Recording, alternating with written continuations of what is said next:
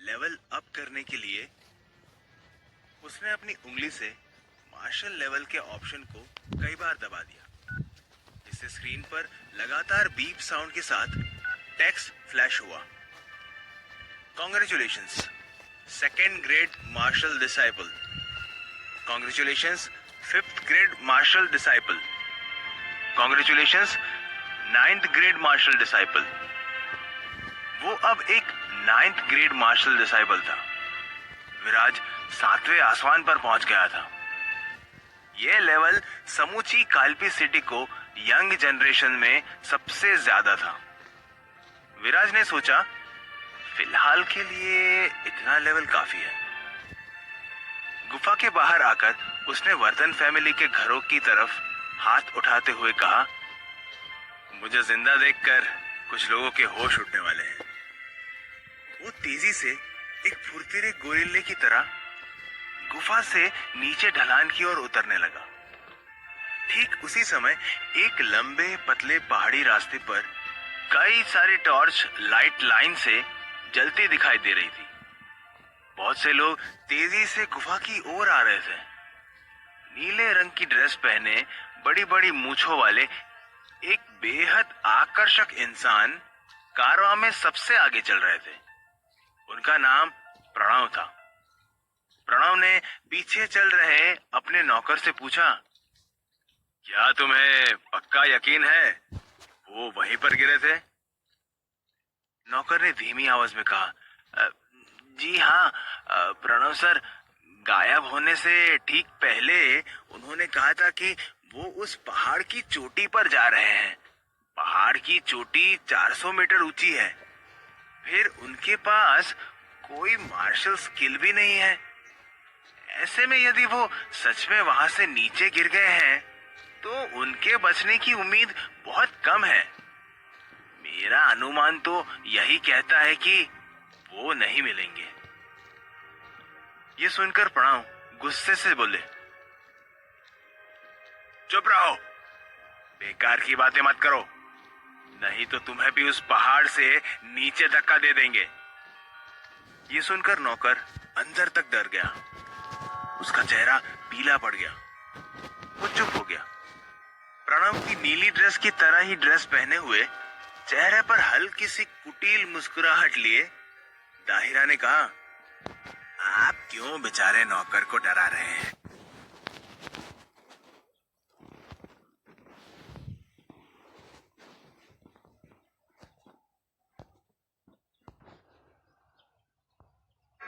पिछले कुछ सालों में हम सबने अपने तरीके से कोशिश करके देख ली थी, पर हुआ क्या? कोई भी विराज को मार्शल आर्ट्स के पहले लेवल तक भी नहीं पहुंचा सका। इस वजह से वो लंबे समय से डिप्रेशन में चल रहा था। हो सकता है कि इस वजह से उसने चोटी से कूदकर आत्महत्या कर ली हो।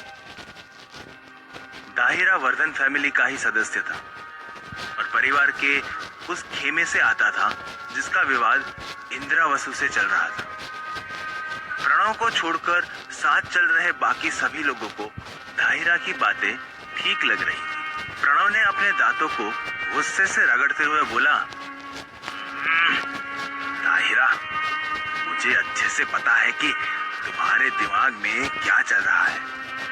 तुम्हारी नजर में भले उसकी कीमत एक कूड़े के ढेर जितनी हो, पर ये मत भूलो कि वो हमारे हेड का बेटा है। ये सुनकर दाहिरा ने आगे रास्ते की ओर इशारा करते हुए कहा, हाँ बिल्कुल, चलिए आगे चलते हैं और विराज को ढूंढते हैं। सभी लोग गुफा की ओर चलने लगे। कुछ देर चलने के बाद उन्हें किसी के कदमों की आहट सुनाई देने लगी। सभी लोग वहीं रुक गए और आने वाले के कदमों की आहट पर फोकस करने लगे। उन्होंने गौर से देखा तो पाया कि सामने से विराज चला आ रहा था। विराज को सही सलामत देख प्रणव ने राहत की सांस ली और कहा, विराज वर्धन, कैसे हो तुम? कहाँ छुपे बैठे थे? मगर विराज को सही सलामत देख दाहिरा के होश जरूर उड़ गए थे। उसके साथ उसका बॉडीगार्ड गिरीश भी चल रहा था। गिरीश भी हैरान था कि इतनी ऊंचाई से गिरने के बाद भी विराज बच कैसे गया? विराज को देखकर उन दोनों के चेहरों पर 12 बजने लगे थे। दाहिरा चालाकी और धूर्तता में एक माहिर खिलाड़ी था। विराज को जिंदा देख उसके पैरों तले की जमीन खिसक चुकी थी, पर वो एक शातिर लोमड़ी की तरह अपने अंदर के इमोशंस को छिपाकर शांति से खड़ा था। मैं एकदम ठीक हूं अंकल, प्रणव, विराज ने अपना सर हिलाते हुए कहा। पर मुझे लग रहा है कि दाहिरा और गिरीश मुझे जिंदा देखकर खुश नहीं है। शायद इन्हें डर सता रहा होगा कि मैं दुनिया को बता दूंगा कि मुझे उस पहाड़ी की चोटी से धक्का देने वाले ये दोनों ही थे। ये सुनकर प्रणव गुस्से से आग बबूला हो गया। तुम लोगों की इतनी हिम्मत हो गई, इतना दुस्साहस कि हमारे हेड के लड़के को चोटी से नीचे फेंक दिया? क्या तुम्हें नहीं पता कि इसका अंजाम क्या होगा? ये सुनकर गिरीश पसीने पसीने होने लगा, पर दाहिरा एकदम शांत खड़ा था। वो जानता था कि गुनाह जब तक साबित नहीं हो जाता तब तक गुनाह नहीं कहलाता, केवल एक आरोप बनकर रह जाता है। इसलिए उसने अपने मुंह में हल्के गुस्से को शहद के साथ घोलकर कहा, सभी जानते हैं कि विवान सर की पहली पसंद मैं हूं, इसी वजह से विराज मुझसे चिढ़ता है। फिर विराज की तरह देखते हुए बोला, ऐसे में तुम्हारे ये आरोप बिना आग जलाए खिचड़ी पकाने जैसा है। क्या तुम्हारे पास इस बात का कोई सबूत है, या बिना ईंट पत्थर के ही झूठ का महल खड़ा कर रहे हो? इसके बाद दाहिरा अपने तेवर में उग्रता और गंभीरता शामिल करते हुए बोला, मैं वर्धन परिवार के महत्वपूर्ण लोगों में से एक हूं। तुम्हें क्या लगता है कि हमारे हेड और हुविश्का तुम्हारी इस कपटपूर्ण साजिश में तुम्हारा साथ देंगे? विराज ने इस बात को सुनकर कहा, अच्छा, तो तुम्हें अब सबूत चाहिए। ये बोलकर विराज ने निश्चय किया कि अब समुद्र की गहराई में ही क्यों ना जाना पड़े, सबूत तो बाहर लाकर ही दम लेगा। कुछ देर सोचने के बाद उसकी आंखों में एक अलग ही चमक उभरी। ऐसा लगा कि सबूत उसके सामने ही था। वो तेजी से गिरीश के सामने जाकर खड़ा हो गया। अपने हाथों की उंगलियों को मिलाकर एक साथ ऐसे कर लिया जैसे कि वो कोई तलवार हो। फिर उसने उंगलियों की तलवार गिरीश की छाती की ओर बढ़ा दी। विराज की उंगलियों की तेज और सटीक रफ्तार को देखकर प्रणव अचंभित रह गया। उनके मुंह से साहस ही निकल पड़ा। वाह, क्या रफ्तार है, इतनी महीन मार्शल आर्ट्स। विराज मुस्कुरा रहा था। ट्रांस माइग्रेशन की वजह से विराज के साथ दो बातें बहुत अच्छी हुई थी। पहली कि बायो कैप्सूल की मदद से वो मार्शल आर्ट्स में बहुत जल्दी महारथी बन गया था, और दूसरी कि वो एक अमीर फैमिली के हेड के बेटे के शरीर में था। हेड का बेटा होने की वजह से मिलने वाली चुनौतियां भी बड़ी होने वाली थी। इन बड़ी चुनौतियों के दम पर अगले लेवल में जाने के लिए मिलने वाले सभी एक्साइटमेंट पूरा करना उसके लिए आसान होने वाला था। गिरीश को विराज के इतने फाइन मूवमेंट समझ नहीं आए। इस वजह से उसने विराज के सामने से हटने में कोई जल्दबाजी नहीं दिखाई। बस उसकी यही सोच ने उसके कफन का इंतजाम कर दिया। जैसे ही विराज की उंगलियां तलवार की तरह उसके सीने में घुसी, वैसे ही उसकी शर्ट में एक छेद हो गया। उसकी छेद के अंदर लॉकेट चमचम चमकने लगा था। फिर लॉकेट बाहर आया और उस लॉकेट पर लिखा नाम दहकने लगा। वो नाम था विराज। उसके उंगलियों के एक प्रहार से गिरीश की शर्ट में छेद होता देख प्रणव अपने जगह पर ही कुछ देर के लिए सन खड़े रह गया। जब वापस यथार्थ में आए तो उनका ध्यान उस लॉकेट पर गया। नाम पढ़ते ही वो चीखे, गिरीश, तुम ये बताओ, विराज का लॉकेट तुम्हारे गले में क्या कर रहा है? प्रणव का यह सवाल सुनकर गिरीश को सांप सूंघ गया। उसे समझ आ गया कि उसका भेद खुल चुका है। इतने लोगों के बीच से बचकर भागना भी मुमकिन नहीं था। उसके दिमाग में तो बस एक ही ख्याल आ रहा था कि वो विराज की गर्दन पर चाकू रखकर विराज को बंदी बना ले और वहां से फरार हो जाए। आवेश में उसने अपनी कमर में बंधे चाकू को खींचा और मुट्ठी भींचकर चाकू को हवा में लहराते हुए विराज पर हमला कर दिया। गिरीश की इस बचकानी हरकत पर हंसते हुए विराज बोला, तुम्हें क्या लगता है मुझे तुमसे डर लगेगा? हाँ? विराज ने उसकी हवा में फड़फड़ाती मुट्ठी को अपने एक हाथ से पकड़ लिया। इसके बाद अपने दूसरे हाथ की उंगलियों को मिलाकर मुट्ठी बनाई और तेजी से गिरीश के मुंह को एक मुक्का दे मारा। मुक्का खाकर गिरीश लड़खड़ाता हुआ 2 कदम पीछे हुआ और जमीन पर गिर पड़ा। उसके इस फाइन और पावरफुल मूवमेंट को देख प्रणव के मुंह से निकल पड़ा, 9th ग्रेड मार्शल डिसाइपल। उनका मन हुआ कि वो फौरन विराज को उस राज से पर्दा हटाने को कहे, पर इतने सारे लोगों के सामने पूछना ठीक नहीं लग रहा था। इसलिए उन्होंने तय किया कि वो विराज को अकेले में इस बदलाव के बारे में पूछ लेंगे। तुमने धोखा देने की कोई नई तकनीक सीखी है। ये जरूर आंखों का धोखा है। मैं अभी तुम्हारी सारी धूर्तता निकालता हूं। कुछ भी नामुमकिन नहीं होता अगर नीयत और लगन के साथ मेहनत की जाए तो। ऐसा कहते हुए उसने वर्धन परिवार के एक गार्ड की कमर से बंधी तलवार खींची और उस तलवार को हवा में लहराते हुए गिरीश की छाती पर वार कर दिया। विराज की तेज रफ्तार के सामने गिरीश को हिलने या बचाव करने का कोई मौका नहीं मिला और उसने दर्द से कहराते हुए कहा, दाहिरा।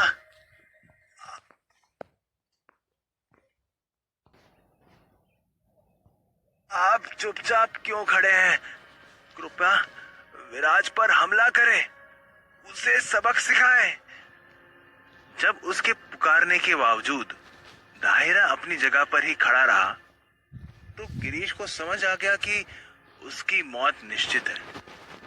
फिर उसने पास ही पलट दिया। वो गुस्से में चिल्लाया, हमारी सच्चाई सबके सामने आ चुकी है दाहिरा।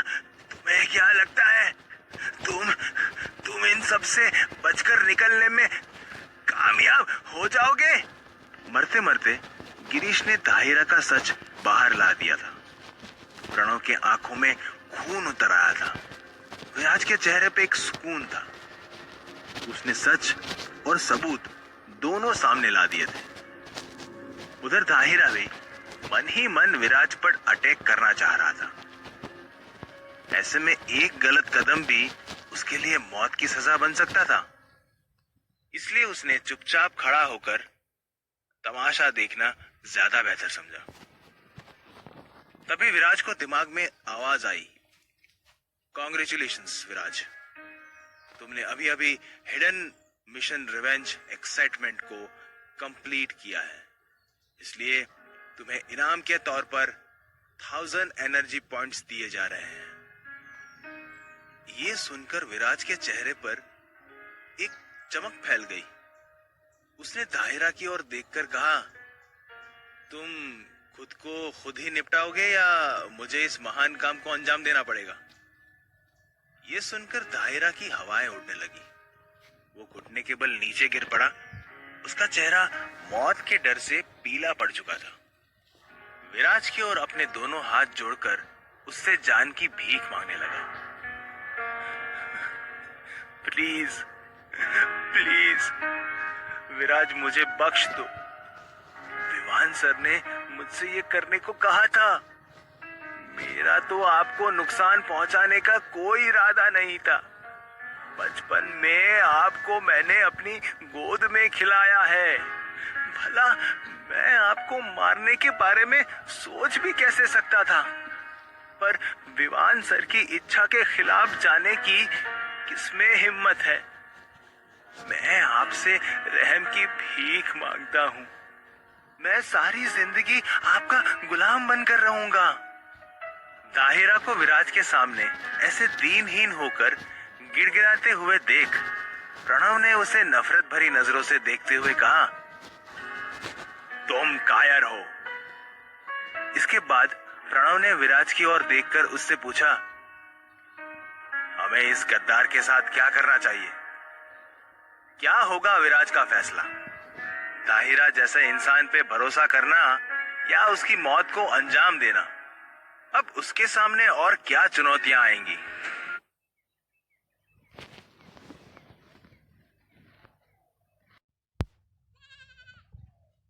दाहिरा को पकड़ने का क्रेडिट विराज का था, इसलिए प्रणव विराज की सलाह पर ही दाहिरा का समा बांधना चाह रहा था। प्रणव की बात सुनकर विराज ने सोच विचार कर कहा, प्रणव अंकल, भले ही ये मौत के लायक हो, पर हमारे लिए अभी भी काम का साबित हो सकता है। इसलिए इसे फिलहाल जिंदा छोड़ देते हैं और पिताजी को इसे सौंप देते हैं। प्रणव ने विराज की हाँ में हाँ मिलाते हुए कहा, कैद कर लो इस अपराधी को। ये सुनते ही कुछ गार्ड्स ने आकर दाहिरा को पकड़ लिया और रस्सियों से बांध दिया। विराज लॉकेट को अपने गले में वापस पहनते हुए बोला, अंकल, अब वापस घर चलते हैं। देर रात हो चुकी थी। सारे शहर में सन्नाटा बिखरा पड़ा था। वर्धन फैमिली का घर कालपी सिटी के पूरब में पड़ता था। वर्धन फैमिली का घर किसी आलीशान महल से कम नहीं था। उस बड़े से घर के ठीक बीच में विराज का आशियाना था। उस आशियाने के चारों तरफ वर्धन फैमिली के ही घर बने हुए थे। विराज घर के अंदर आ गया। घर के एक कमरे में एक टेबल के सामने इंद्रवासु बैठे थे। वो एक अधेड़ उम्र के इंसान थे, जिनके व्यक्तित्व में तेजस्विता थी। प्रणव इंद्रवासु के बगल में जाकर खड़े हो गए थे। उन्होंने इंद्रवासु को वाटरबर्ग माउंटेन पर घटी सारी घटनाएं सिलसिलेवार ढंग से बताई। प्रणव की बातें सुनकर इंद्रवासु ने खुशी में अपना सर हिलाते हुए कहा, शाबाश मेरे शेर, तुमने अच्छा काम किया। दाहिरा के हमारे पास होने से हुविश्का को हर समय चिंता बनी रहेगी कि पता नहीं कब दाहिरा उसका कोई राज हमें बता दे। इसलिए उसके मरने से ज्यादा उसके जिंदा रहने में हमारा फायदा है। उन्होंने फिर प्रणव की ओर देखकर कहा, आप उसकी सुरक्षा की जिम्मेदारी अपने ऊपर ले। ध्यान रहे कोई भी उसे नुकसान ना पहुंचा पाए। प्रणव ने यह सुनकर अपना सर हिलाते हुए कहा, ठीक है, मैं उस पर कड़ी नजर रखूंगा। ऐसा कहकर वो कमरे से बाहर चले गए।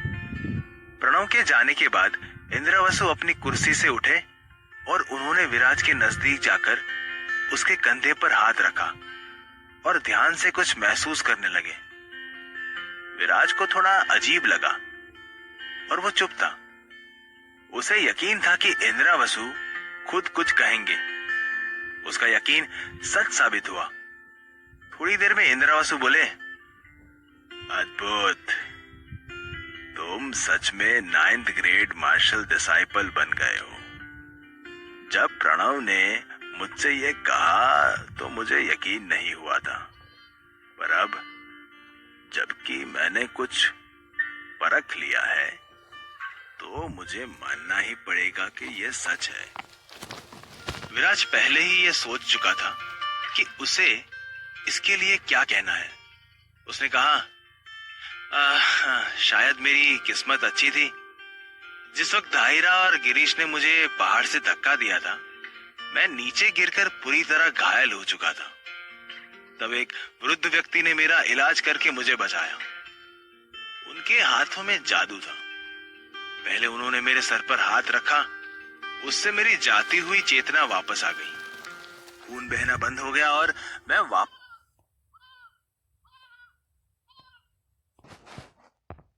सांस लेने लगा। फिर उन्होंने मेरे दोनों हाथों और पैरों को अपने हाथों से ऐसे मरोड़ा कि मेरी सभी हड्डियां वापस अपनी जगह पर आ गई, जैसे कंकड़ से चोट लगी हो।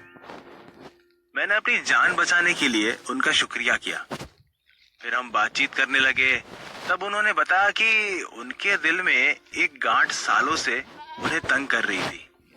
मैंने अपनी सीखी हुई चिकित्सीय विद्याओं से उपचार का एक तरीका उन्हें बताया। संयोग से वो तरीका चमत्कार कर गया। पल भर में उनकी गांठ खत्म हो गई। इससे खुश होकर उन्होंने मेरे सर पर आशीर्वाद देने के लिए हाथ रखा। उनके हाथ रखते ही मुझे चक्कर आने लगे और मैं वहीं बेहोश हो गया। जब वापस होश आया तो वो नहीं थे, मगर मेरे हाथों पे लिखा था, तुम 9th ग्रेड मार्शल डिसाइपल बन चुके हो। ये तुम्हारी ईमानदारी, नेकदिली और निस्वार्थ सेवा का परिणाम है। इस ज्ञान का उपयोग अच्छों की मदद और बुरा करने वालों को सबक सिखाने के लिए करना। गलत चुनाव करने पर तुम्हारा भला होने की जगह विनाश हो जाएगा। ये सुनकर इंद्रवासु पहले तो सन्न रह गए और फिर खुश होते हुए बोले, तुम तो वास्तव में भाग्यशाली रहे। और फिर खिलखिलाकर हंसते हुए बोले, वो जरूर महान और अलौकिक ज्ञानी रहे होंगे। किसी जन्म का पुण्य था जिसकी वजह से तुम्हारे ऊपर ये कृपा हुई है। मगर अंदर ही अंदर इंद्रवसु के अंदर उस गुरु से मिलने की लालसा हो रही थी। कौन थे वो जिन्होंने उनके पुत्र पर उपकार किया? फिर उन्होंने विराज की ओर देखकर उससे पूछा, क्या तुम्हें पता है कि वो अब कहाँ मिलेंगे? विराज ने ना में सर हिला दिया। इंद्रवसु सोचने लगे, एक बार मेरी उससे मुलाकात हो जाए तो मुझे समझ में आ जाएगा कि वो इस काल्पी सिटी में किस काम के लिए आए थे और इस उपचार के पीछे कारण क्या था। कारण तो कोई मदद नहीं करता और ना सिर्फ एक गांठ खोलने की वजह से ये ज्ञान दिया होगा। कुछ तो राज है इसके पीछे। विराज उन्हें सोच में गुम देखता रहा, मगर टोका नहीं। तब विराज को अपने सामने चुपचाप खड़ा देख इंद्रवासु ने कहा, अब तो तुम एक 9th ग्रेड मार्शल डिसाइपल हो गए हो। अब तुम्हें अपना ध्यान अपनी इन पावर्स को बढ़ाने में लगाना चाहिए। तुम एक काम करो, सुल्तानी पवेलियन चले जाओ और वहां जाकर 2 अच्छी मार्शल टेक्निक्स को चुनो और सीखो। 15 दिनों बाद काल्पी मार्शल मुकाबला होने वाला है। मैं जरूर चाहूंगा कि तुम टॉप 10 में अपनी जगह बनाओ। यह सुनकर विराज ने गंभीरता पूर्वक कहा, क्या आपको नहीं लग रहा कि आप अपने बेटे को कम आंक रहे हैं? यदि मैं इस मार्शल मुकाबले में उतरूं और पहला स्थान भी ना जीत सकूं, तो फिर मेरा ऐसे मुकाबले में भाग लेने का फायदा क्या? ये सुनकर इंद्रवसु हंसने लगे और बोले, तुम महत्वाकांक्षी हो गए हो। मेरे बेटे हो तो होना भी चाहिए। Kalinjar school of martial arts वो जगह है जहां पर जीनियस लोगों को ही चुना जाता था। इसके बाद वो खुशी में झूमते हुए बोले, ठीक है, अगर ऐसा है तो अगर तुम मुकाबले में पहला स्थान लेकर आते हो तो मेरी तरफ से तुम्हें इनाम के तौर पर एक कम शक्तिशाली मगर बहुत उपयोगी अंगूठी मिलेगी। उसी समय बायो कैप्सूल के सिस्टम की आवाज विराज के कानों में गूंजने लगी।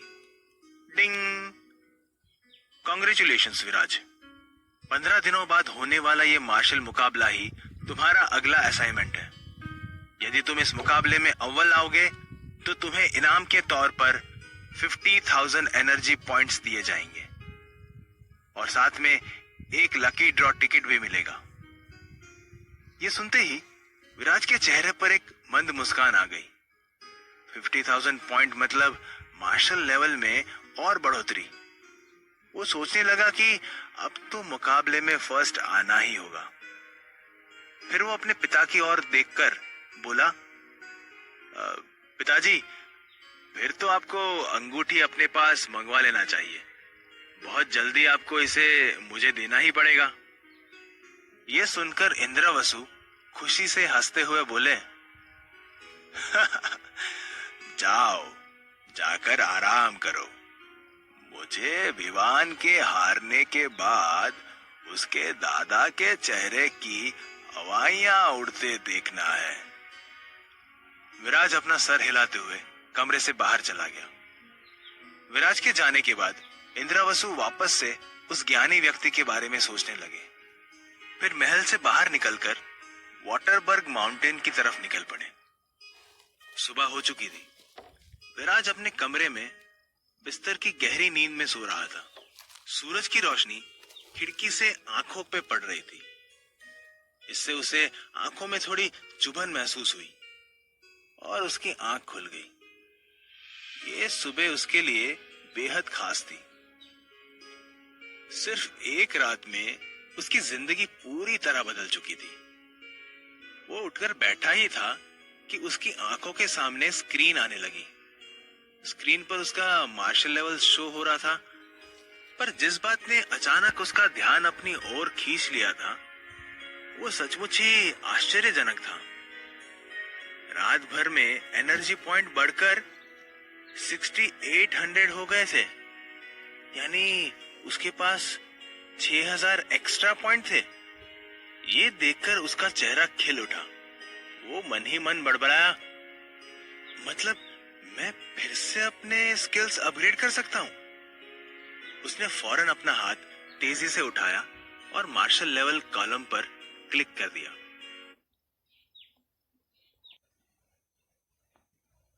ऐसा करते ही 2000 पॉइंट कट गए। तभी उसके सीने के अंदर गर्म हवा का गोला बनना शुरू हो गया, जो धीरे धीरे बड़ा होता गया और उसके पूरे शरीर में फैल गया। इसके बाद एक गर्म हवा की लहर उसके दिमाग से होती हुई उसके हाथों और पैरों पे दौड़ गई। उसका पूरा शरीर तेज और सफेद रोशनी से चमक उठा। यही नहीं, उसके शरीर से सफेद रंग की रोशनी निकलने लगी। शरीर में गर्म हवा की लहरें चलने लगी थी। विराज को सिर्फ गर्मी महसूस नहीं हो रही थी, बल्कि दिख भी रहा था। परेशान होकर विराज ने अपना मुंह खोला तो गर्म हवा उसके मुंह से बाहर निकलने लगी, फिर हवा में गुम हो गई। तभी उसे कानों में सिस्टम की आवाज सुनाई देने लगी, टिंग। कांग्रेचुलेशंस विराज, तुम अब एक फर्स्ट ग्रेड मार्शल मास्टर बन गए हो। ये सुनकर विराज अंदर तक खुश हो गया। वो अपने अंदर एक अलग ही ताकत महसूस कर रहा था। उसने सोचा। इसके बाद उसने बिना झिझके मार्शल आर्ट्स वाले कॉलम पर क्लिक कर दिया। उसके क्लिक करते ही एनर्जी पॉइंट तेजी से घटने लगे और उसके दिमाग में बायो कैप्सूल सिस्टम की आवाजें आने लगी। टिंग, कांग्रेचुलेशंस मार्शल टेक्निक्स लर्नर। टिंग, congratulations martial techniques pinnacle. Balance insufficient for next upgrade. Viraj ने स्क्रीन पर देखा तो उसके पास अभी 290 पॉइंट्स बचे थे। उसने फिलहाल इन पॉइंट्स को इस्तेमाल ना करने का फैसला लिया और अपने बिस्तर से उतरकर कमरे से बाहर आ गया। विराज को कमरे से बाहर जाता देख वर्धन परिवार के नौकर उसे बड़ी इज्जत से नमस्कार करने लगे थे। विराज के जाने के बाद वे आपस में बातें करने लगे।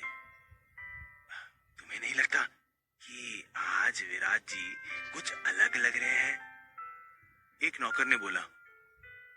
दूसरे ने जवाब दिया, तुमने नहीं सुना क्या? अरे जब विराज सर वाटरबग माउंटेन पर घूमने गए थे तो दाहिरा और गिरीश ने उन्हें वहां से धक्का दे दिया।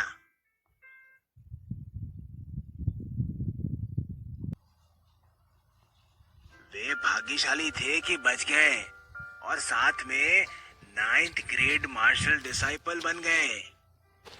ये सुनकर पहला नौकर चौंकते हुए बोला, अच्छा, फिर तो विराट जी की ताकत वर्धन फैमिली के पहले 10 शक्तिशाली लोगों में से किसी एक जितनी हो चुकी है।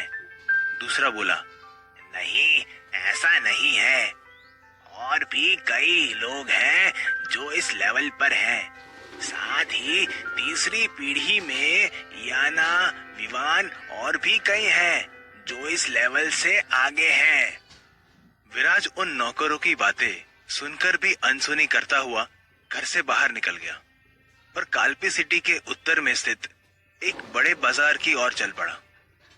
चलते चलते उसने अपने दिमाग में इयाना और विवान की जानकारी मांगनी शुरू कर दी। थोड़ी ही देर में उसके स्क्रीन पे सभी जानकारी आने लगी। इयाना उसकी राइवल थी, वो वर्मन परिवार से आती थी।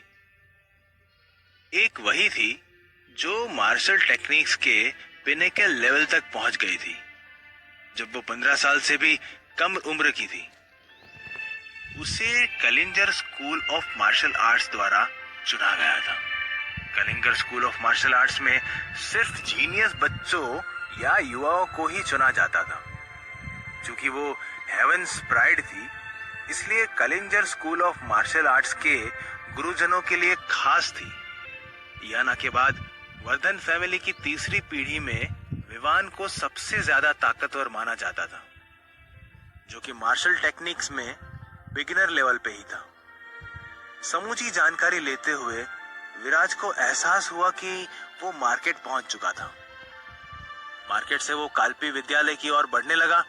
ऐसा कहा जाता था कि कालपी विद्यालय में आप कई तरह की मार्शल आर्ट्स टेक्निक को खरीद सकते हैं, पर विराज का लक्ष्य मार्शल टेक्निक्स को खरीदना नहीं था। वो तो वहां के अखाड़े के स्टूडेंट्स को चैलेंज करने जा रहा था। विराज को कालपी विद्यालय के विद्यार्थियों को चुनौती देने से क्या हासिल होगा? विवान की तकनीक विराज से कम थी, फिर भी सभी विवान को उसका प्रतिद्वंदी क्यों मान रहे थे? क्या विराज का फैसला सही साबित होगा?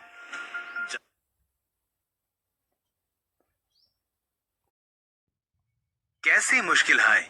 एपिसोड 6, शक्ति की खोज।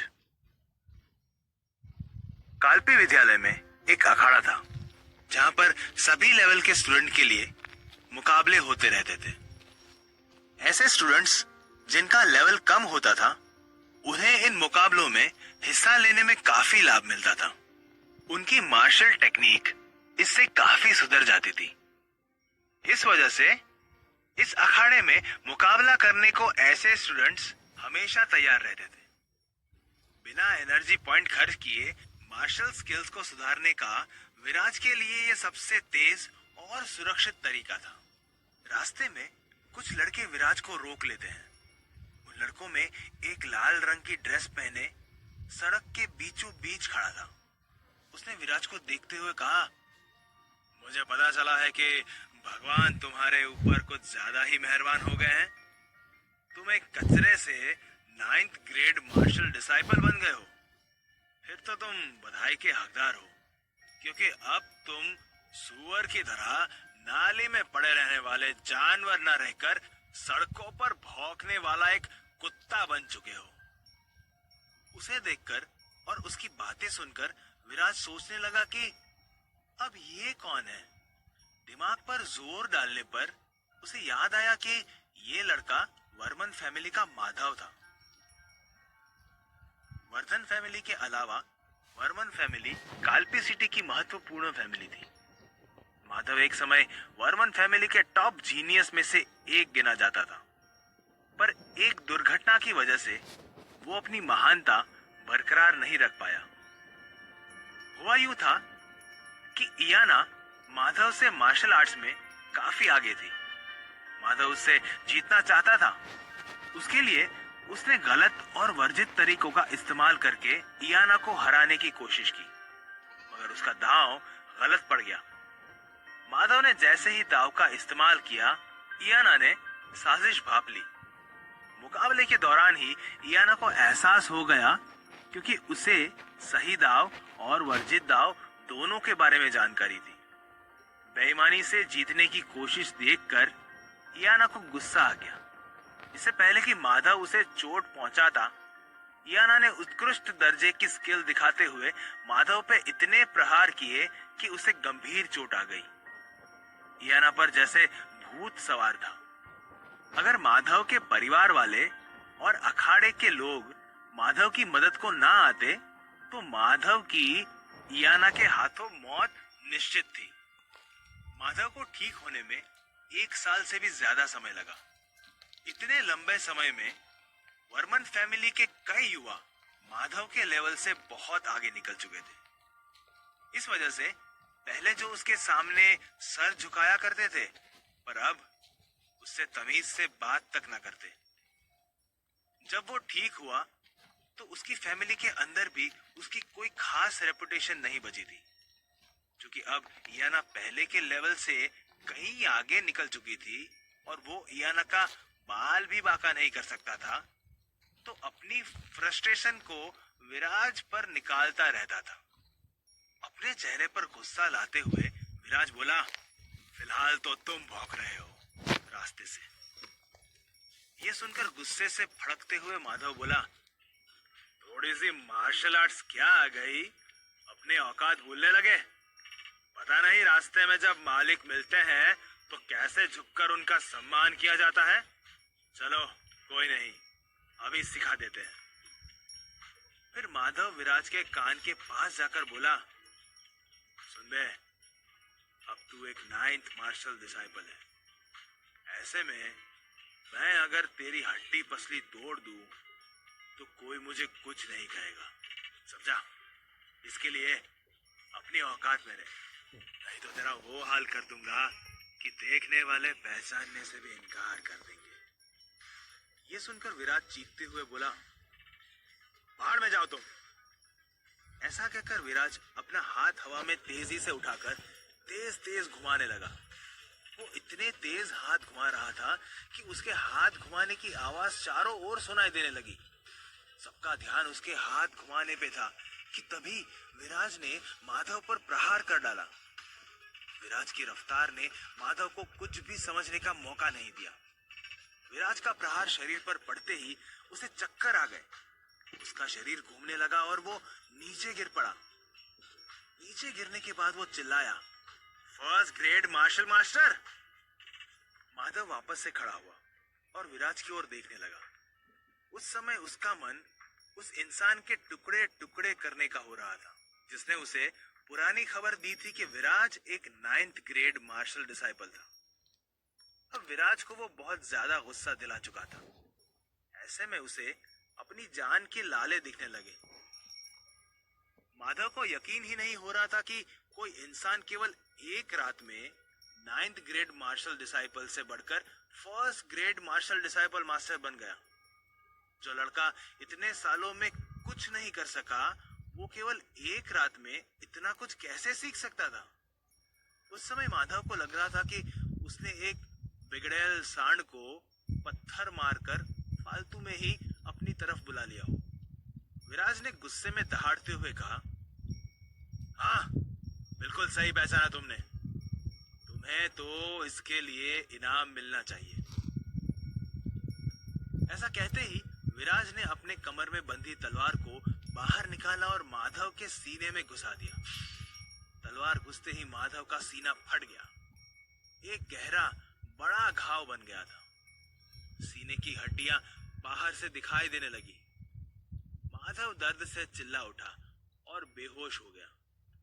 तभी विराज के दिमाग में सिस्टम का एक मैसेज आया, टिंग, कांग्रेचुलेशंस, माधव को हराने पर 500 एनर्जी पॉइंट्स और 100 मार्शल क्लास पॉइंट आपको दिए जाते हैं।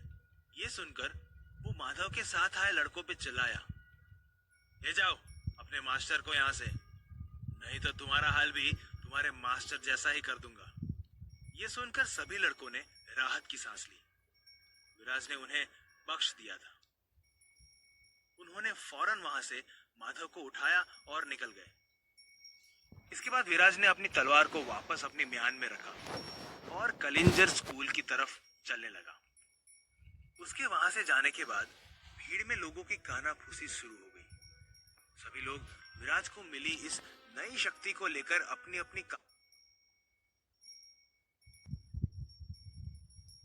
कहानियां गढ़ने लगे।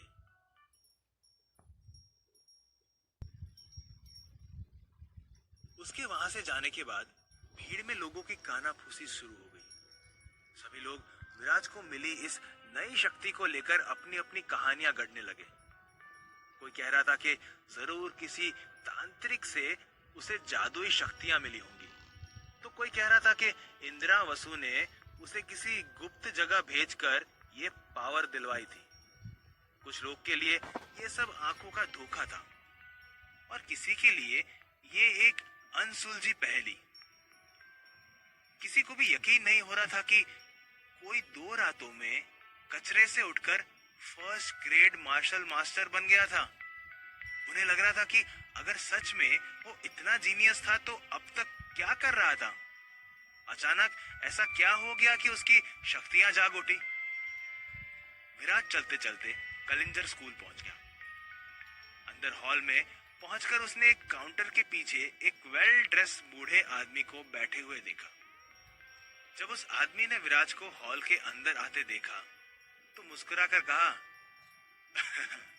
विराज वर्धन, आपका कलिंजर स्कूल में स्वागत है। मैं इस स्कूल का मैनेजर हूँ, बताइए आपकी क्या मदद कर सकता हूँ। विराज ने सिर हिलाते हुए कहा, हेलो मैनेजर, मैं अखाड़े में उतरकर चैलेंज देना चाहता हूँ, आप इसका अरेंजमेंट करवा दीजिए।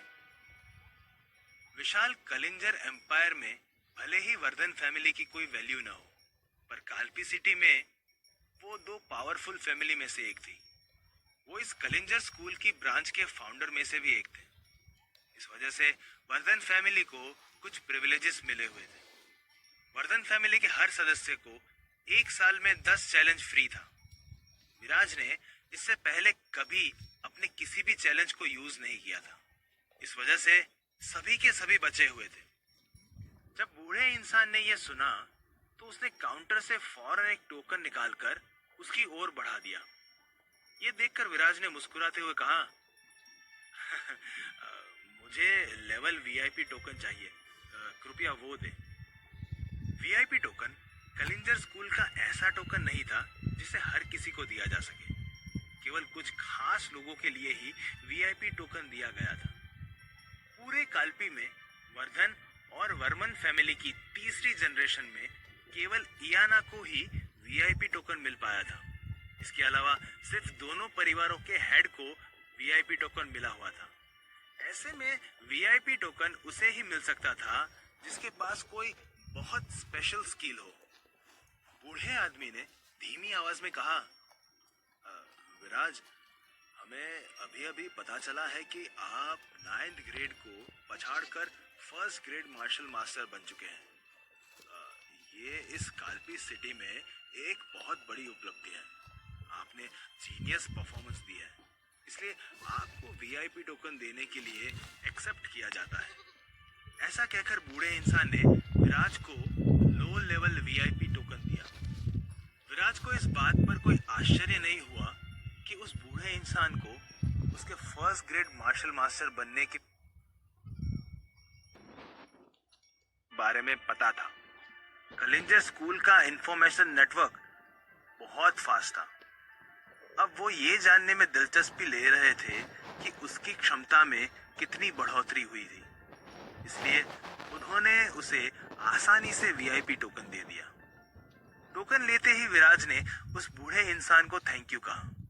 तभी उसके दिमाग में सिस्टम की आवाज फिर गूंज उठी, टिंग, congratulations, low level VIP token मिलने की खुशी में आपको 2000 एनर्जी पॉइंट दिए जा रहे हैं। सिस्टम की आवाज सुनने के बाद विराज के अंदर एक हल्की सी खुशी की लहर दौड़ गई। उसने उस बूढ़े आदमी की तरफ देखकर कहा, क्या आप मेरे लिए? देखकर बूढ़े इंसान ने कहा, दक्ष, विराज मुझसे लो लेवल वीआईपी टोकन मांग रहा था, मैंने दे दिया। क्या मैंने सही किया या मुझसे गलती हो गई? जिस तेजी से वो इम्प्रूव कर रहा है बड़ा ही अजीब है। ये सुनकर दक्ष ने कहा, तुम अभी तक नहीं समझे। जब वो उस पहाड़ पर गायब हुआ तो वो एक मामूली इंसान था। 2 दिन बाद जब वापस आया तो एक 9th ग्रेड था।